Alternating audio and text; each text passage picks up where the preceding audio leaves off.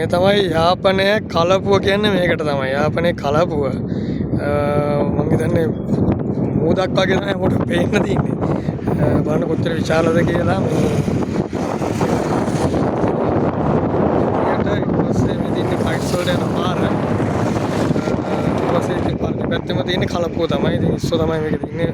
බලන්න ඈතටම වෙන රූපයක්වත් පේන්නේ නැති මූද වගේම තමයි මත විතර මෙතෙන් ආවට සම්මුද කියලා. මේ මුදනේ මේක තමයි කලපුව. යාපනයේ කලපුව.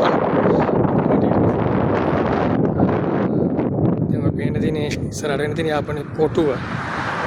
විශාල කලපුවක් තමයි යාපනයේ තියෙන්නේ. ඉතින් මේ ඕගොල්ලන්ට පේනවාදී මේ ඉස්සෝ කොටු නේවි එකෙන් තමයි ඒගොල්ලන්ට අවසර දීලා තියෙන්නේ. ටික කරගන්න. ඉතින් මේකේ අවසරයක් නැතුව වෙන කාටවත් මේ දේවල් කරගෙන යන්න බෑ. මේ පාරම උඩත් කට්ටිය ඉන්නවා.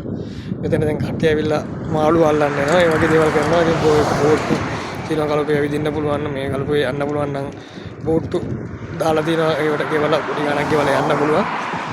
ඒකේ තමයි ඉතින් මේ පැත්ත හරි සුන්දරයි. අවුරස්නේ පොඩ්ඩක් වැඩි. ඒකට පිරිසුදුකම අතින් උපරිම තියෙනවා. හරිම සුන්දර විදියට සුන්දර ඒරියා එකක් තමයි මේ තියෙන්නේ.